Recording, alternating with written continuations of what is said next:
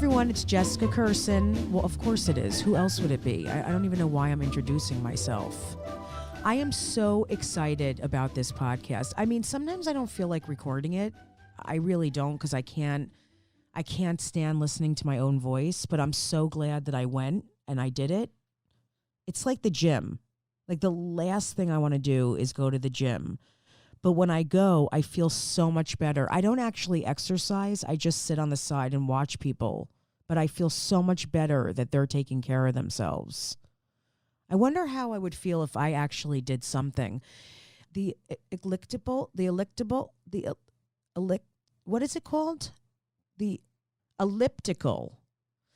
I am so fucking lazy that I don't even know how to say the word. That's how disconnected I am to working out, that I called it an elliptical.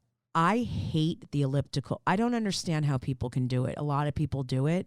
I feel like it's so hard. People say why am I even talking about this? I have a gym downstairs in my building, and I basically wish I had a jazzy or a wheelchair to take me to the elevator. That's how lazy I am. And don't get upset when I say wheelchair. I'm not making fun of people who are in wheelchairs. Sometimes I'm just tired. I've done a lot of cruises over the years, and there are some people who do not have a physical problem. They're heavy and they're tired. And they jump into a wheelchair and they go right to the buffet and they take 17 pounds of bacon.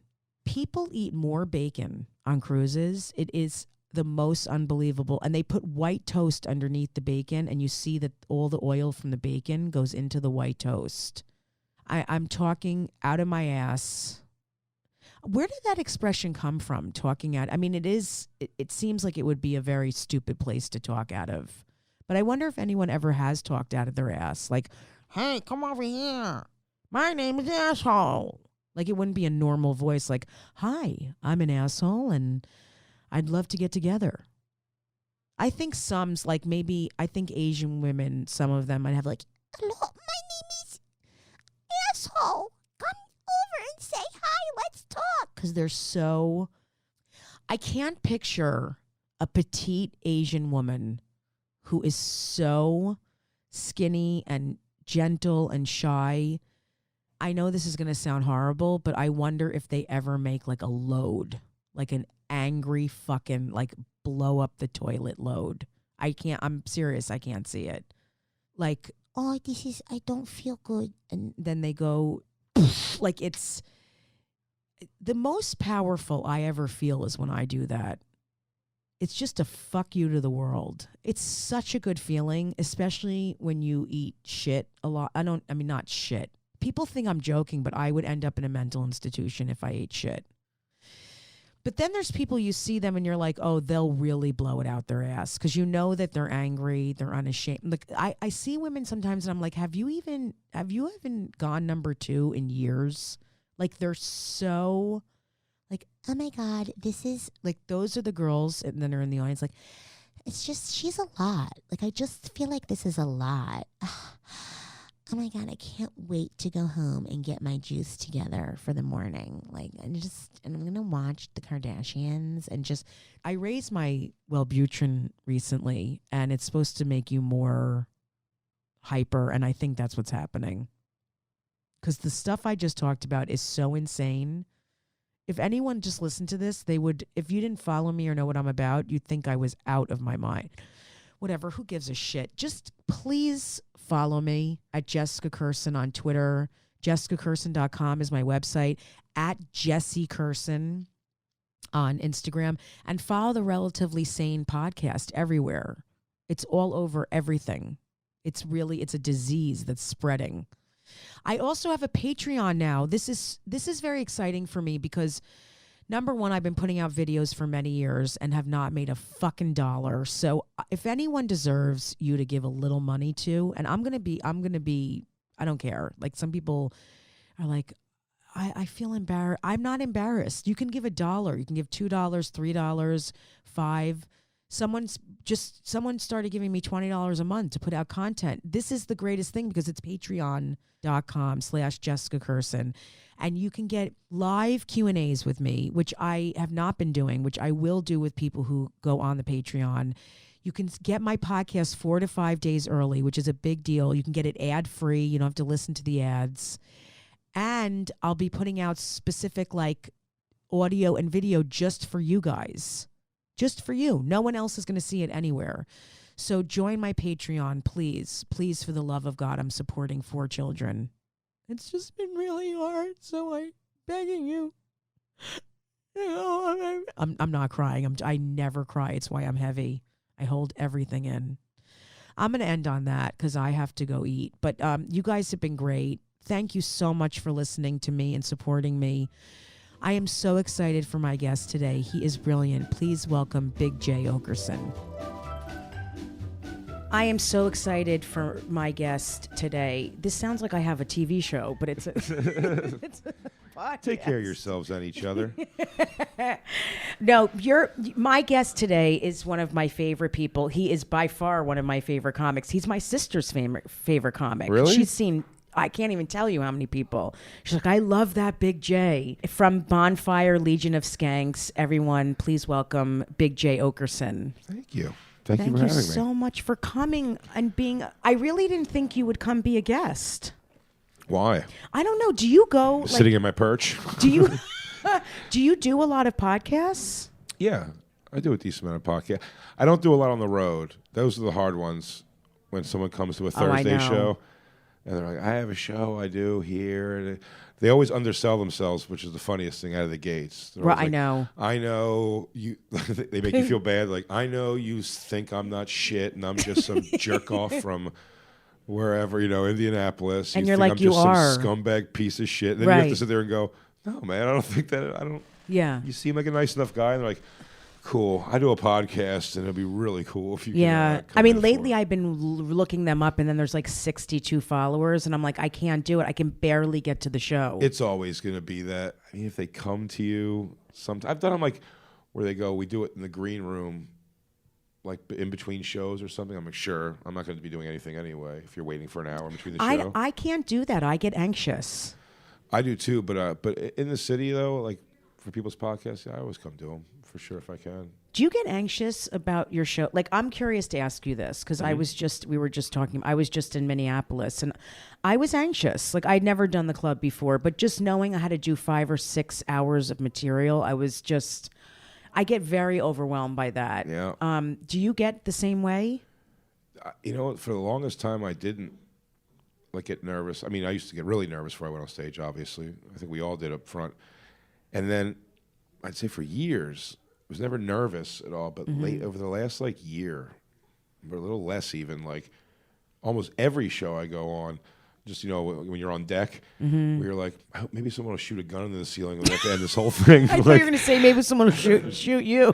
No, it's not me. It's not a death wish for me. I'm just like, maybe this whole thing will just fall apart and they can't. Yeah, I always hope for a snowstorm or a fire, something. Yeah. Is something going to lighten this weekend? I mean, why do you think that changed? It's not liking doing it. When I'm doing it, it's the best thing in the world. When I'm on stage, I'm never on stage thinking let me get the hell out of here. Yeah. But before I go on, I already get that man, how long is this going to be? I know, I'm the same way. And by the way, it's nothing about the audience. It's me. I'm like, nobody wants to listen to me talk for an hour.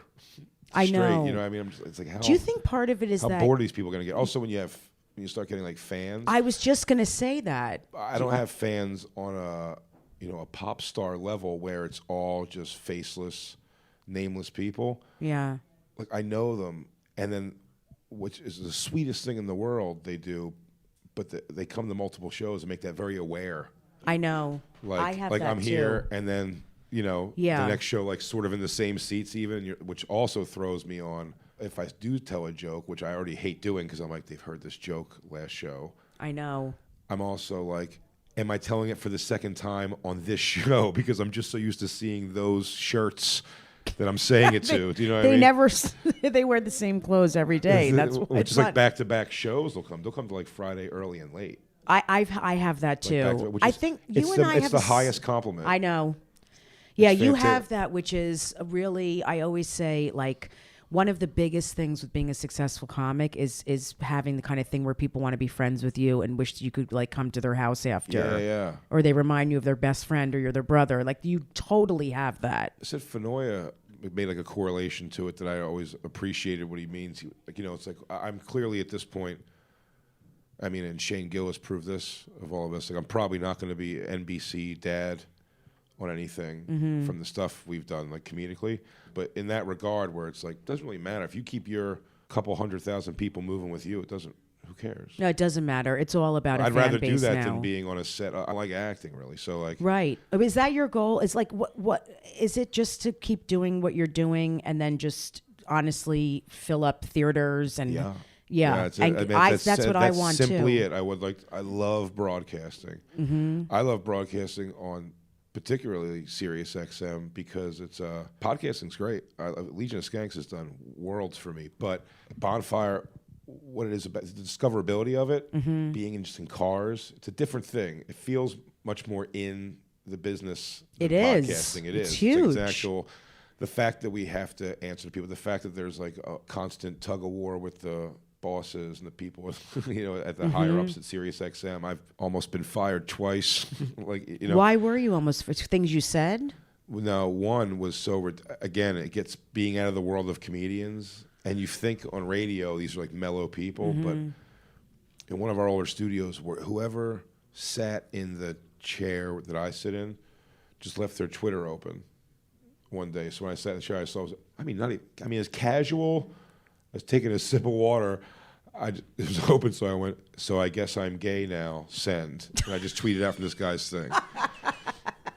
And then, you know, I just love that we're like 4-year-olds. Yeah, that's what I'm saying. To be in a problem with a company where you're like, guys, like, can we just walk right over this? Yeah, who it's cares? It's not in the world. This is not a problem. Like, now it makes me feel like a child because you're like, this is not a big deal. Yeah. And you're like, I'm being reprimanded. You kind of have to some degree, eat it. But when I did that, I forget it was in our studio. I think Andy Fiore goes, I actually think the guy who sits there is actually gay. And then so I was like, So I went back and I go, never mind. Turns out I'm already gay. Said that. It was such a fleeting, passing thing. We went on air 2 minutes later, and it never even came up. Which I would have, if I thought of it. I would have said. Yeah, if you thought it was a big deal. I would have even been like, who? Not if I thought it was a big deal. If I just would have thought of it in the moment, I'd have been like, who is it that sits here? Like, I would have said his name and been like, I was like, is he gay? I would have went through a whole thing with it. Thank God it didn't go there. I guess, because that guy like got really upset about and went. And again, like, I don't understand the thing with radio. We've had this with John Fugelsang too on that goddamn network. That poon. He's another one. Like, we do like radio shit with them, and then they go to HR. I'm like, what are you doing, man? You have a radio show also. Like, come at us with it. I never understood that. Yeah, I know. Like things are weird but now. People aren't like, not everyone has that mindset of just like, it's just stupid, funny shit. Like, let's get past it. And then, Fugelsang went to HR about us too. Well, he got our fans. He goes, "You're Trump supporter fans." I go, like, how do we? I don't know if your fans are. I don't even think. I mean, how can I possibly know that at all? I have no idea. First of all, my guess would be if they fall in line with me is they're not even semi-political, right? But I hope he's out of office way more so that people just stop talking about it. Yeah, like, doesn't matter to me that he is the president. I don't care. You're just not political. I just don't. I don't pay attention to it. When I hear his things, you're like, oh yeah, this guy sucks. But I can't think of a president. I'm 42 now, so the last couple should have like had some impact on what people want you to care about it for. But I gotta say, nothing has been different in my life except for positive or negative movement based off of me, the business, the industry stuff. Yeah, never been based off of the policies of a president. Ever. Yeah, so it's it's never really affected my life. I think the way that, and this isn't a political thing supporting him or not, but I think the way that he's spoken on Twitter has caused a lot of uproar on both sides. I think it's made it a lot worse in a lot of ways when it comes to speech, and because he says the craziest shit. Yeah, he's bananas. And then, like I said, I think that's like, everybody being so angry about him and him still winning the presidency is what stoked all like the Me Too and all that stuff, which. When like you're like, oh well, the good of that I guess is like a Harvey Weinstein goes away. Like that guy's a monster. There's good. That's and what I'm then saying. Paid his way. I just found that out yesterday. Is that when it happened? What happened? He reached settlement. He did. He reached an enormous. So what? I know. I know it's like good for I guess the victims to get some money, but I mean. Well, I don't know what happens. Does he not go to jail now? They should have sued him civilly after they try to get it. I think he doesn't go to jail now. I think that's it. Yeah, I don't know. I don't know. No one's pressing charges anymore. That's fucking I was crazy. hoping he would get severely raped anally. Yeah. Like that was really with sandpaper. I watched that Hulu documentary they did on him, which was like, just definitively, you're like, there's not even like a question. This guy's a monster. And yeah, just bought his way out. That's crazy. That's so bizarre. I know. It's really, I don't know. I have to That's learn more frustrating about it. for people. I can see that being like, I'm very big on justice. I really believe in justice and fight. I get so, talk about anxiety. Yeah. How mad, I'm becoming an old man. I can't believe how many, 25 million, yeah, that's how much you set up for total. I mean, now when I see people like kids, I live in East Village, SantaCon, days like that, just people that go like kick over the trash can or dump the trash can over all over the street, it drives me. See, we're very similar that way. I'll get arrested for how hard I go at that. See, are you like that? Because I'm a truth teller, so when I see anything, I say something. Well, I've had more. I hate the cops on my block, 9th Precinct. I hope someone Molotov cocktails it. Oh, it's boy. Really, Why? They've just never helped anything ever that I've brought them so many we're on the block. So before I get into a physical thing that like, it's not even like I'm going to kick everybody's ass. The situations I brought were various situations. This would be easy to kick this guy's ass, but let me just bring him to the cops. 3 times I've done that. Oh, wow. A guy shitting on my stoop. A guy pissing. That's not a big deal. A guy pissing in my building. Yeah. And, whatever, and all 3 of them, and then these kids on Thanksgiving just dumped garbage all over the thing. I would freak out. I did, and then I before I started saying super racial stuff to try to get them to fight me, I just went over to the cops, and the cops just did nothing again. It's unbelievable. Yeah, I don't know. I don't understand why they didn't do anything. I asked the cops. I was like, "Are you afraid to talk to black people if you're not shooting them?" Which I go at them pretty hard. Hysterical. I was like, "Can you just talk to them?" Yeah, like, no. I'm not asking you to go shoot them. Right? Just make them come back and clean up the shit they just dropped. I'm not asking if you someone to shit smash on my their faces stoop, into the ground. I would freak out if someone shit on my property. Cops laughed at me and they go, "It's not illegal anymore."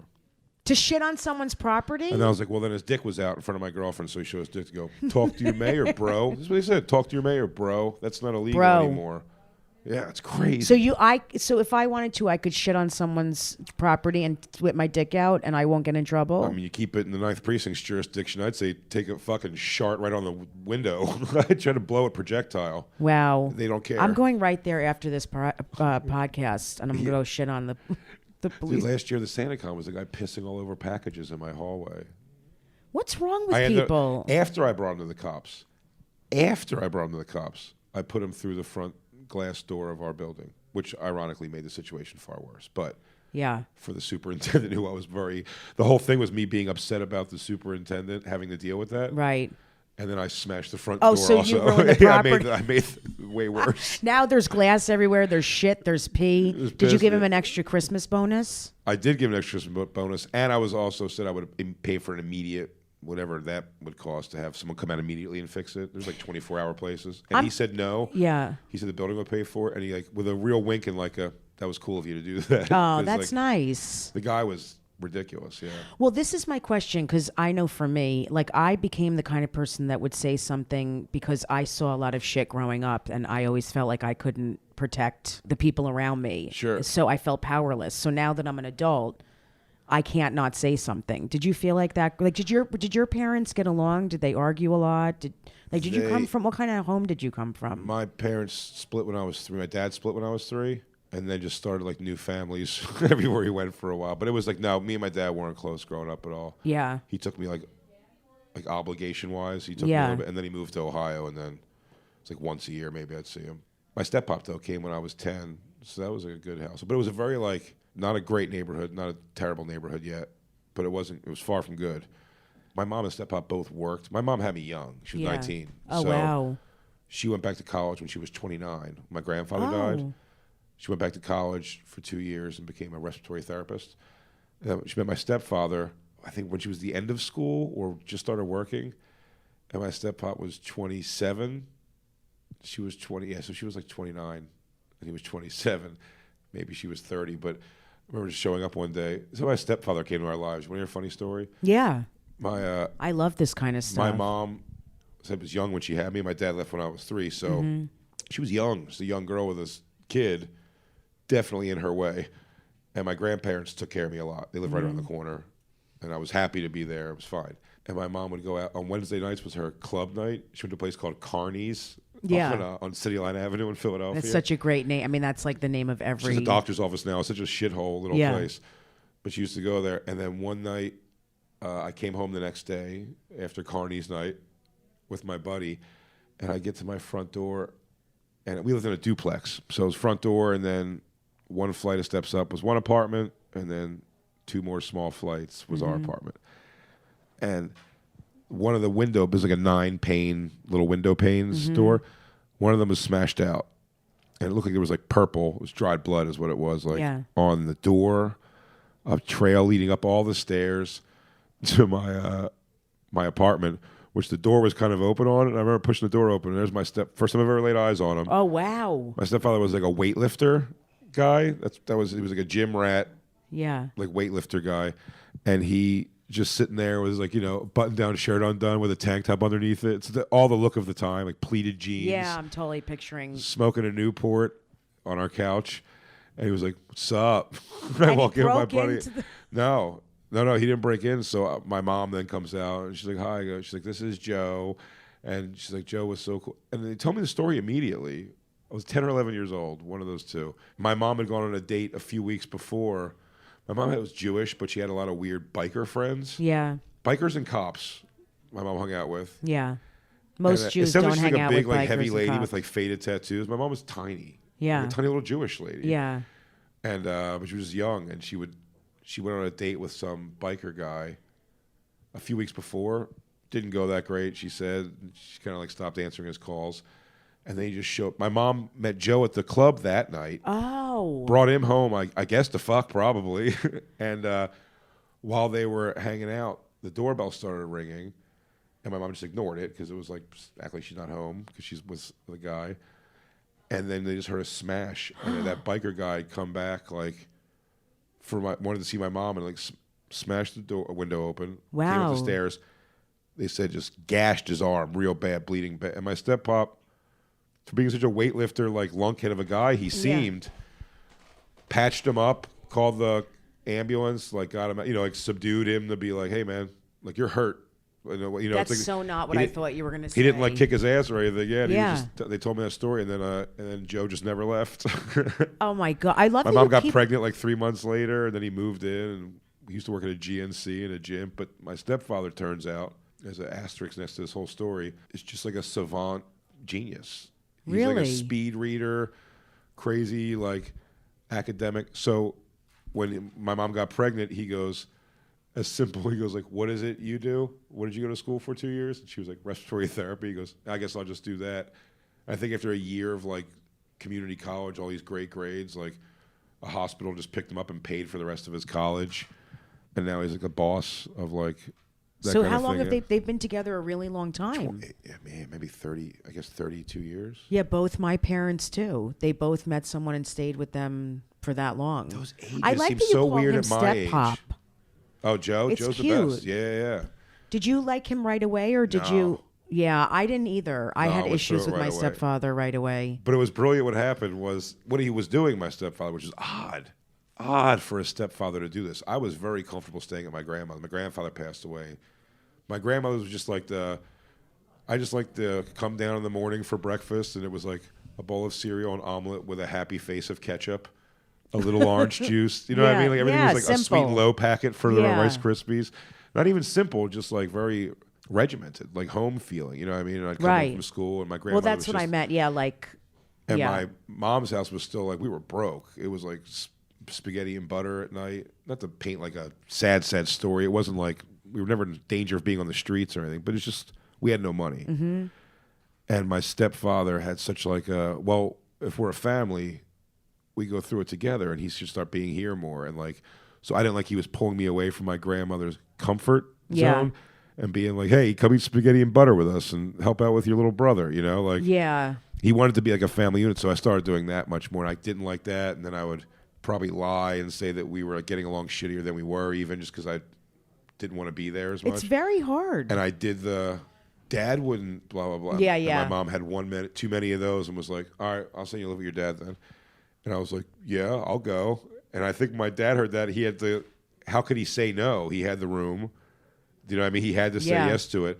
And I think my mom saw that coming. I mean, I was there for 6 months or less, maybe 3 months, 3 or 4 months. And I was like, yeah, I got to go back to my mom's house. Like, this is So awful. you moved to Ohio? Yeah, for like 6 months. Went to school for a little bit, and then came back in the middle of the school year. That's hard. It was awful. Yeah. It was so bad. Yeah, it was just my stepmother genuinely hated me. Like, didn't like my existence at all. 'Cause they had a family already. He had 2 kids with my stepmother. Yeah, that's so hard. And it was just, I was in the way. And she Do you was still so happy speak to to get them? me. My dad and stepmom? Oh, Yeah. yeah. My dad would wear T-shirts with my face on it and stand outside of comedy shows now. He is ridiculous. He goes, hey, I went to work Do you think the it other shifted day. because you got older and it was like easier to have a relationship because you were older? No, it shifted because I got on TV or anything like that. I Yeah, know. the radio. He calls me all the time. He goes, hey, he does like tests underground diesel tanks for leaks. Is his job some weird? It's an environmental job in some way. He just kind of fell into it years ago and just always did it. It's blue collar work totally. So this is like a huge thing for him. Oh yes, but Your he goes, I career. went to this gas station the other day and he saw my name. He goes, hey, Bonfire with me. I love that. He's like, that's my son. Oh, he always tells, and right. But there's still, and it's fine. Like, I let him come. He doesn't get it. He doesn't get to the joke on everything I've done on him. Is that like me and Soder named a special son of a Gary because both of our dads' names are Gary and they were both the same shithead with different things. I can't believe they're both named Gary. That is crazy? so interesting to me. We almost called the show Sons of Gary. Yeah. And made it like a biker gang. I wondered where that name came from Yeah, on yeah. his special. Son of a Gary, yeah. And it's, well, that's also in relation to Son of a Sailor, Son of a Son of a Sailor. It's Jimmy Buffett, which his dad was like. His dad was like a corduroy, shorts, tank tops, with a beard. My dad wasn't even a drinker at all. My dad was pot and just like deadbeat dad and just like everything you'd expect. He had a Corvette at one point. Yeah, so did Like, mine. He just did those things, you know what I Yeah. mean? And with like, I said, my dad, I didn't smoke pot till my 20s because my dad smoked pot on a drive from Philly to Ohio one summer. He picked me up in a Corvette, his fat son. Shows you how much he knew me. Just in bucket seats, just uncomfortable for You're 7 like hours. hanging out of the car. And he was smoking pot out the window, and I remember being like so... He picked you up and smoked pot out the window? Yeah, and it was very like I remember feeling as was like he's doing drugs is how it felt to me. I have a much Right. different view on weed now, but not so much in front of your child. And I remember him giving me like at that age like one of those speeches of like, this is from the earth. So when you get older, and I thought you do this, then drink because this is so Right, And this it's is just the the thing plan. where you're like, I don't know. I hated it. So like I didn't smoke till I was like in my 20s, weed or anything like that, which maybe that was helpful. Yeah, I'm sure it was. And my mom and them, nobody was like a drinker in my house, so I didn't really drink much underage either. It's weird. I didn't do any of those things. But now, my daughter, I have to assume at this point from all broadcasting or stuff she's seen on stage and my friends who can't seem to ever realize there's a kid around that I smoke pot. I'm sure she was aware of that for some time now. Yeah. Since she's known what pot smoking is, she's probably been like, oh, yeah, that's what that smell is or whatever. And but we never talked about it at all. And I figured now that she's 17, I think I even said earlier this year that I was like, next time if she brings it up to me again, I'm not going to lie to her anymore. Yeah. I'll be like, yeah, I do, and here's my story of it. Wayne Rada. Yeah. I was texting Wayne. I was going to his house to go hang out on his roof, and I was running late. And I wasn't even doing this. I just made an excuse. When I texted him, I go, hey, man, I'm just rolling a few more joints and heading over. You want anything from the deli? And then I put the phone down, finished doing whatever I was doing. Grab my phone. I see my daughter texted me, and I open the text, and it says, word up, dog, grab me a sandwich. And I wrote back, the best part is I wrote back the word, huh, like we were talking to each other. It's in the written word. I went, huh? Like, Right. I know I didn't say anything. Yeah. Huh? I thought your mind goes through the whole track list of like, how can I say this? Is like, I didn't do that. Maybe Christine grabbed my phone and was messing around or something. Yeah. And I went, huh? And then I went, never mind. And I just called her. I was like, yeah, we had to have that conversation, I guess. Yeah, Which is she fine. I was seems able to have pretty it to her. cool. Like I don't think she Did she get upset or anything? Not even sort of. Yeah. She seems wrote back. pretty... She goes, "Cool." She goes, "I'll cancel that exterminator to get those skunks out of your house." And I was like, "Yeah, I guess she smelled it." We had her on the radio show the next day and we talked about it. Thank you so much to all of my Patreon members for supporting the podcast. All right, hold up. Could you take a little off the P's? You're hitting them too hard.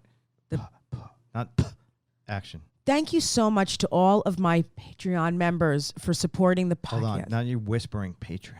Is there a reason you're whispering? Well, you said to take the Somewhere in the middle. Okay. You ready? Action. Thank you so much to all of my Patreon members. Now you got to pause. For those of you who don't know, Patreon members, is that okay? It was perfect. Why'd you stop? Oh, okay. Patreon members. Cut. Let's go back to the beginning. Thank you And action. Thank you so much to all my Patreon members for supporting the podcast. For those of you who don't know, Patreon members get early access to the podcast, ad-free episodes, and access to monthly live streams where we talk more about... All right, let's take it back to the beginning. That was perfect. Do it exactly like that. I just did it well, though, Except but why are you finish it this starting time. over?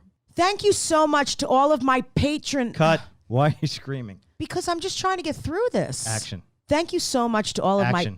Thank you so much to all of my Patreon members. For those of you who don't know, Patreon members get early access to the podcast. Perfect. Keep going. There's so many P's. Keep going. Ad-free episodes. You could cut this out, right? For those of you who don't know, Patreon members get early access to the podcast, ad-free episodes, and access to monthly live streams where we talk more about being relatively sane. Hold up. Did we agree on monthly live streams? Yes, you told me I should do them because it'll get more members. I don't know how to do a monthly live stream. Don't you just talk in your phone? We'll figure it out. Come on, let's get through this. We have to go. We should speed this up. All right. Thank you so much to all my Patreon members for supporting this podcast. For those of you who don't know, Patreon members get early access to the podcast, ad-free episodes, and access to monthly live streams. We don't know what that is, but whatever, where we talk about being relatively sane. If you want to join our fantastic community that is so corny, go to patreon.com/Jessica Kirson. That's patreon.com/Jessica Kirson. That's Patreon. I think you said patriot.com. Go to patreon.com/Jessica Kirson. That's patreon.com/Jessica Kirson. Patreon.com/Jessica Kirson. Thanks again. And cut. That's a wrap. Ugh. I mean, you already knew, right? And she was like, yeah. That has a older kid, like a teenager, you know. Yeah. Was that weird for you? Bosses are in their 20s and stuff. Yeah.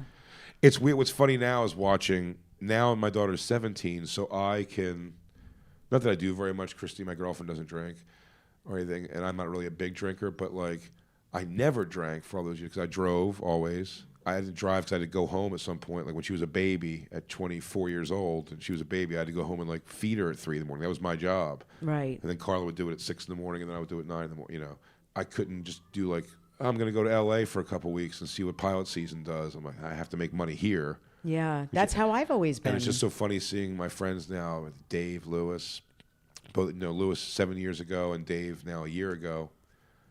It's just funny. I was saying it earlier. They talk like I have no idea. Like, dude, you know how hard it is, like with the baby and stuff. I'm like, yeah, I know. Yeah, you're like, I've been going through it for 17 years. Yeah, I went through that. Yeah, I went through that when I was 26. And it only gets harder you know in I mean? certain ways too when they're teenagers. In certain ways, it's different. But yeah, well, the good thing is, like when she was little. When me and her mom split, she was 12. So that's a hard time because 12 is still that's how old I was when my parents split. You have to like do that loss of many things like sleep. Like I got to go to at least a couple of her soccer games. You know what I mean? Like I have to go. So, where it's like now she still plays soccer at 17. And she's like, you know, she has soccer games on Sundays. And me and her have had to talk. I'm like, it's just an impossibility for me to get to. Yeah. I mean, I'd have to wake up at 7 a.m. for some of these things to go out to Long Island. I was like, I'm not getting home till 3, 4 in the morning on a weekend. I know. If I'm in the city, even, you know, if I'm home. So like she gets it. But I think it's so great that you guys have such a strong relationship. I hope so.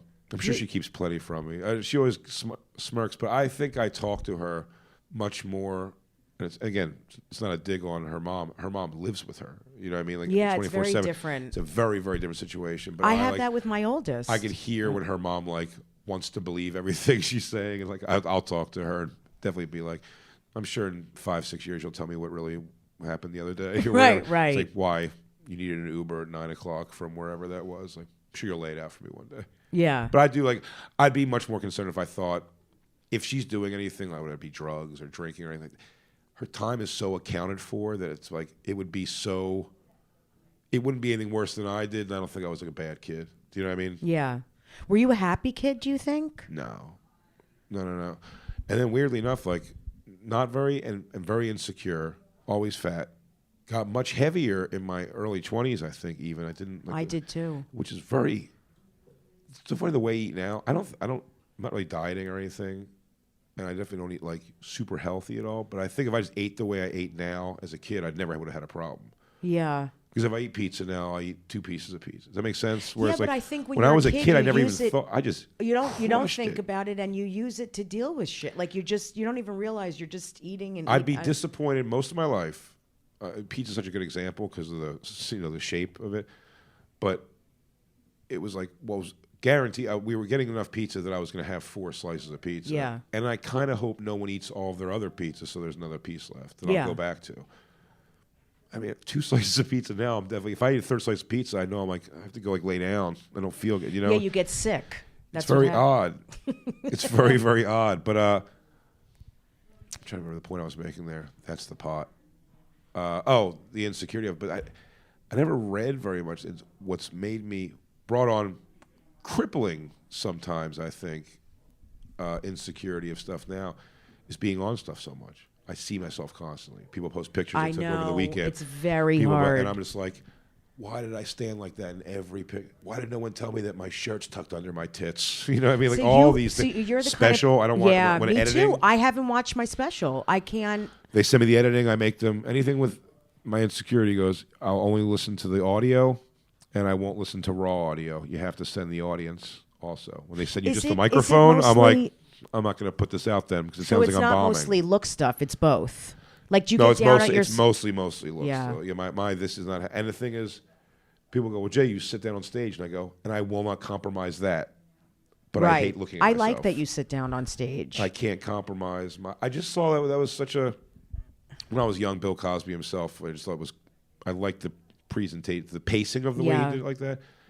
And then watching Patrice go from standing on stage to sitting on stage, I think changed his comedy because he's such an imposing presence, which I think more so than me even, but I know I'm a big guy, and I feel like when I talk to the crowd so much as I do, you're looming over them. I think it's such a more like, gets them on their heels more than sitting down and being like, it's inviting. Yeah, we're just playing. Yeah, it's like, it seems much more like, we're just hanging out. It and also shooting the looks shit. confident to be standing and performing and then sit down. Like, it's a very confident thing, I think. When they film me, God forbid, if I see it out of the corner of my eye too, like someone filming over here, and you're like, I hate everything you're doing right now. Like, I know. Nothing you're doing is a good picture right now. Profile sitting, that's the nightmare. Were you complimented a lot? Because I wasn't. I think that's obviously a huge part of it. I was put down a lot, and I was not complimented. So I understand why I'm so hard on myself. I didn't get laid in high school at all. You know what I mean? I was always like the fun, and they were happy to have me around.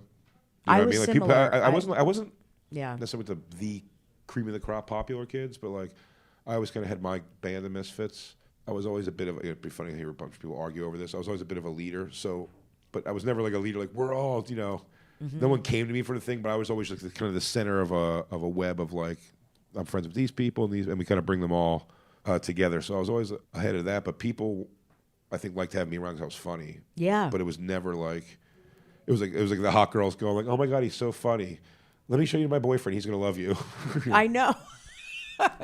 So did that change when you started doing comedy? Because then, like, the girls flocked to you, right? Did you experience No flocking, that? but I'll tell you what was a terrible time to get pregnant and married. Oh, I know. Because that's exactly what I did. I got pregnant, married, and then all of a sudden Yeah. I am going, whatever it may be. Just it wasn't even that it was like out of my league or not. I mean, as the years went through, it became much more like out of my league physically, like women, where you're like, what? Like this is actually happening. But in the beginning, it didn't matter the level of like attractiveness. It was just like, wow, it's being thrown every direction. I can't believe this. I started trying to make up for lost time, and then trying to clear up with a phone call, like, hey, getting ready to go to bed. Love you, love you, wife. Yeah, no, I was get awful. that because when I've had women who have been very attractive be attracted to me, I've always said, like, why are they? This woman is way out of my league, kind of thing. I brought up your ex last night just because someone in the audience looked like her at Legion of Skanks. Oh, really? Yeah. Susan? Yeah. I know. All the male comics are obsessed that I was with Susan Powder.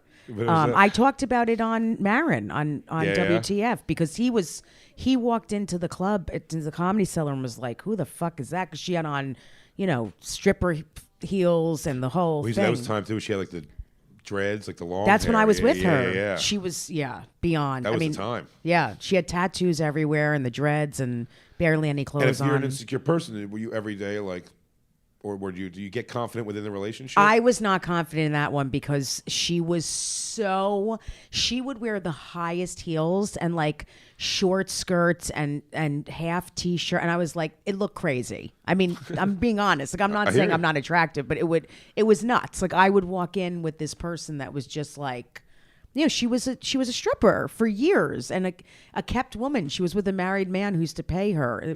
So it's like I walk in with this stripper. So it kind of looked odd because I'm in like my Ralph Lauren button down with jeans on, and I walk in with this woman in like a flowy dress with fake boobs. And we're wrong, by the way. In what way? We're like me and you our thought process is wrong because whatever their damage is the reason they're just as happy to be with you. Do you know what I'm saying? Like, oh, she thought I was the great. I mean, she used to call me a king. She used to say I'm very royal. Like in my past, I was royal. She saw me in like a big chair. Tracy's laughing. I've dated a few girls, but where you're like, she did say that. Yeah, like, yeah, but I'm not like I pedestal them as much as I would down myself. I'm like, oh, man, she's gonna figure it out someday. I know. Well, that's how I've always thought. Is like I keep myself low and put the other person next to me, even if they're a killer. I still believe Christine's gonna catch me without a tank top, sitting down one day and I start love packing her a so bag much. when I'm away. Your girlfriend. She can start packing a is the suitcase best. and be like, "Hey," and she looks incredible. She's beautiful. She looks great. Yeah. She really. How did you guys meet? Through the business? Yeah, she worked at. I didn't know her. She worked at Comics. Oh, right. She said she had a crush on me there when I still like long hair and everything, and then Kim Hanwacker, remember her? Yes. She told her that she's like, oh, he's married and stuff like that. So she just kind of like laid low and didn't do it. And then she started working at. We became more friendly when she worked at Stand Up New York. She was a manager for a while, and that's when she reached out to me. Everyone just kind of bullshitted. Like she smoked cigarettes, so we would like, but nothing like flirty necessarily. But she had reached out to me on Facebook or something. It was like. I sold a one-man show to Montreal. Yeah. On concept. It was I just threw them a handful. I wanted to go to the festival, so I was like, no, one-man show. And they were like, yeah, totally on that one-man show. And I was like, well, now I got to write a one-man show. You're like, I don't have 1 minute of material. I have nothing. But I was like, how am I just going to basically make my stand-up set some stories? I went through a process, and I was like, I'm going to work it out.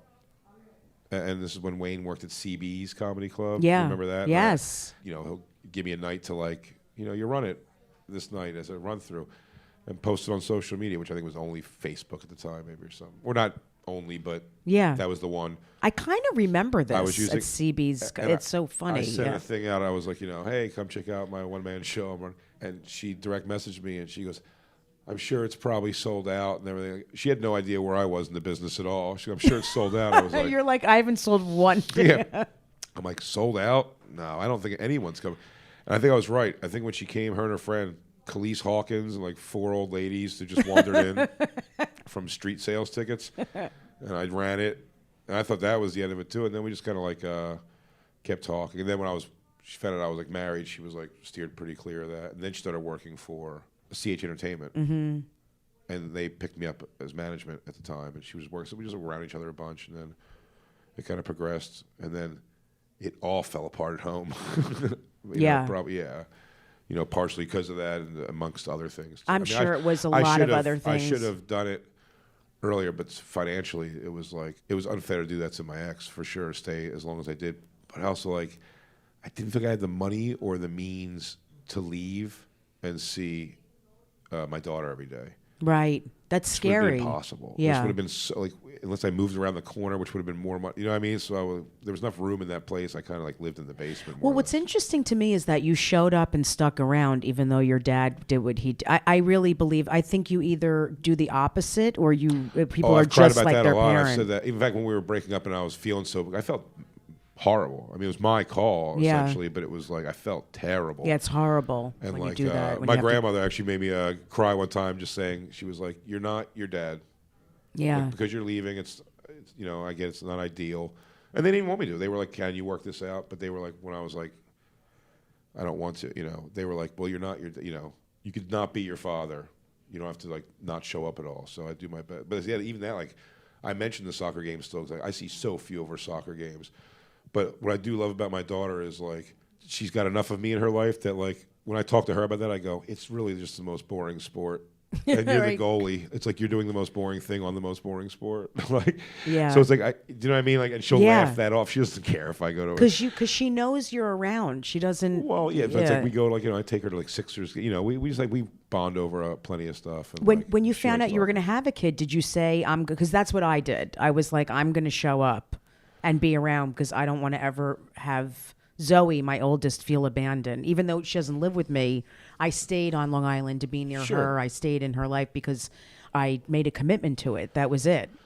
Yeah, no, completely, for sure. I mean, like I said, my daughter has a sister. It's not my daughter that she's part of the family now. What are you going to do? You know what I mean? Like, it's not my kid, but we'll make sure nothing's wrong with her either, which is it's great. so interesting because Zoe has a little sister, Harper, who's not my kid, but Yeah. I feel like attached to her because she's Zoe's sister. Well, you're just like, if you're taking age matters in this too. My daughter's way older than her sister, but if it gets to an age where it would make sense, where it's like, hey, I'm going to take Isabella on a great adventure or something. If her sister was like an age that could go to great, I'm like, well, of course we'll bring her. That'd be so shitty to not bring her too. Yeah. You know what I mean? Yeah.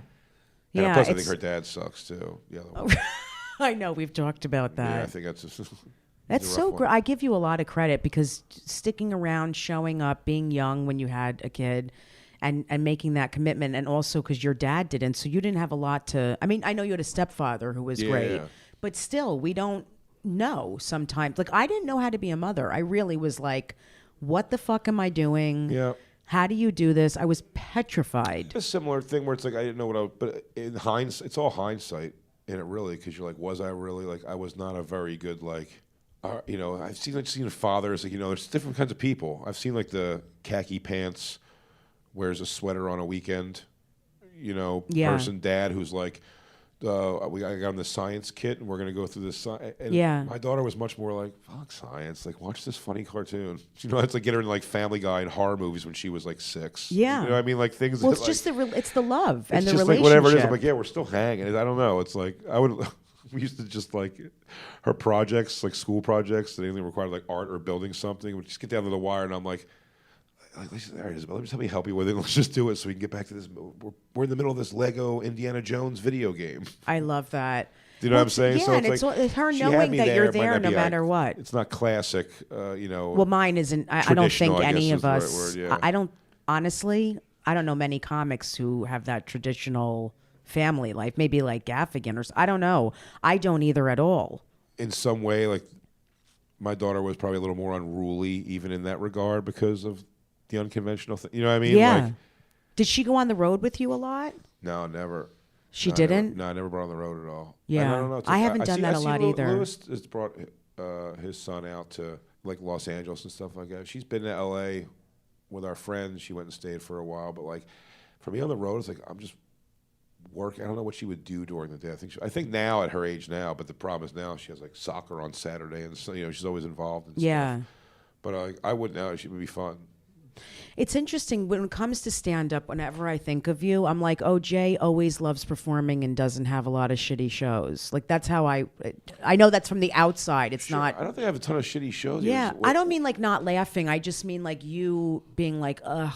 Oh, feeling you're off. I mean, that happens plenty. Yeah, that does happen. But I mean, like, the audience, I don't know what the audience is any the wiser for it if you feel like you're off a step or something. Mm-hmm.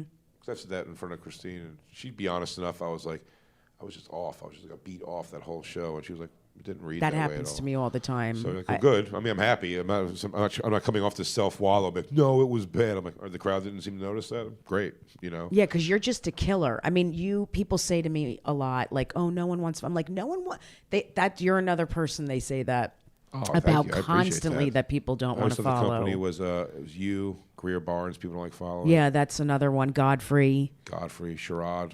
we'll turn it up a bunch. Yeah, But the it's two like, of us and 3 black men. Yeah, that's Well, that's a good group to be in. I'll tell you what's funny about that. When I started in the black comedy circuit and carried a lot of that over with me when I first got to the mainstream clubs. Keith Robinson kind of brought me, Kevin Hart, and Kurt up. And when I auditioned at the comic strip, when I got past Starla, remember Starla? I remember when you came. Yeah. Like I literally like it was yesterday. And, it's so crazy. And then they put me through to Lucian.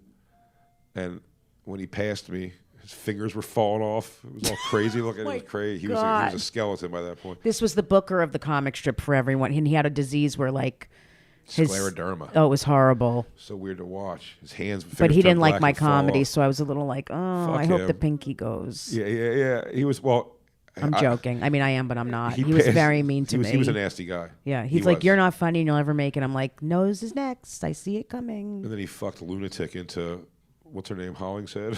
he just was not he would say things like, he would can you imagine saying this now? He'd say, I already have 2 black women that work here and you're black, so you can't. He would say things that for now he would get arrested. What he said to me was, so the next weekend I saw him there. Right away, they started giving me like, whatever they would call it, like check spot, but it wasn't a guaranteed spot. It was like a 5-minute, 6-minute check spot. Mm-hmm. But what was cool about the comic strips at that time plan was that if you were there, you'd be there all night. That was the idea. I remember you were supposed to be, yeah. what you were doing, you were being paid $25 a show to pinch hit in case somebody was late or didn't show up. And at that time, the late show always had a Maceo or a Reggie McFadden would not show up.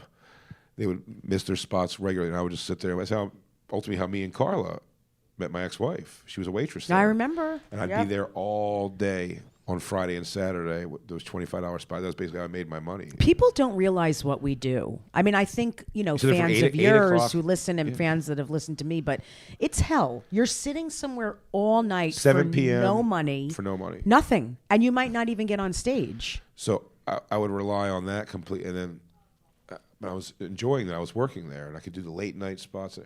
And when I saw Lucian, I was like, I'm going to give him like a nice personal thank you. That's like, thanks for working me so much. I appreciate it. Or no, I think it was he actually started putting me in spots, like actual spots he was giving me, which was that was the new thing up from those check spots. And I was like, I'm going to thank him for that. I go, Lucian, I just want to say I'm having such a good time with the spots. It's so neat. And he turns around. He's like remember Back to School? Yeah, I know exactly. Do you know who he is? Yeah. Oh, he's like a guy like that. He's like a guy who wears leather gloves and a scarf with like a blazer with arm pad. He was that guy, and like a cabbie hat. He was just he looked like a jerk off of a guy. Yeah. And his personality was much to match. And he goes, not to speak ill of the dead, but I give this heartfelt apology. Not apology, a heartfelt like thank you, and as he walks away almost over his shoulder, he goes, well, normally I'd put a Latino or colored comedian in that spot, but you seem to have that energy, so, whatever. And just turned his back and kept walking away, and you're like, you're welcome. and he did talk like that. Yeah. He had and when no life in him. And then he stopped well, booking me. Normally I'd put a colored person. Yep. That's how he talked. He called me. He was like him. Diarrhea. His whole existence was like one big bowl of diarrhea. Have you done this too with bookers? When you were relying on spots like solely, and they're not booking you for a while, like where you have to do the did I say something or make you mad? Of course, yeah, everyone's done that. Everyone. Did I do something to bother you? Yeah. Yeah. So I did that. I used to do it to SD all the time, and one time with him, I went. This is on his deathbed. This was a few weeks before he died because they reinstated me very quickly after that. Greg Judge took over and right away called me because they knew me so well because my relationship with my ex-wife started there. I was very involved in that place. And he fixed it. But before he died, I called and I was like, Lucian, everything all right? I haven't been there in weeks. I was like, I've been home. I'd love to come in the club. And he goes, yeah, I'm not going to be working you anymore. He goes, the industry doesn't seem interested in you whatsoever. And I went, what do you mean? He goes, the festivals. And I went, I just got new faces at... Which is the biggest thing for anyone who's listening. It's the biggest thing to get new faces. Like I'm going to. Or maybe at the Montreal Comedy Festival. I think it was Nasty Show. I think I was back on Nasty Show. Yeah, it's just a huge deal to get that. Yeah, and I was just like... but everything he kept saying, he goes, and television's not really whatever. Yeah, this is on his deathbed, right? Yeah, and I think like I had booked Z-Rock at that point, which was like a small thing on an IFC channel. But I was like, I am making like one thing. I never got the big thing, but I always got the premium blend. I always got the little steps you're supposed to get when you were supposed to get them. Just never like the oomph. And I was like, I give him all these. I'm like turning, and he just goes, He goes, and I just have to make. I always forget the names because it's not even a dig on them at all. Because but he goes, I have to make room for like the Diana Dutes and Marina Franklins. I know he always used to say that to me too. And pit you against somebody, and I go, because in your mind you're like, by what you've described, you wouldn't even put me on the same spot that they're like. And I was like, okay. And he was not a nice person. I was so bummed, and I went down to the cellar that I just got into the cellar, I think too, and everyone was like, dude, that's just like a dying. I mean, Keith started laughing so hard at it right away that like that's the beauty of that time at the Comedy Cellar that's just gone now.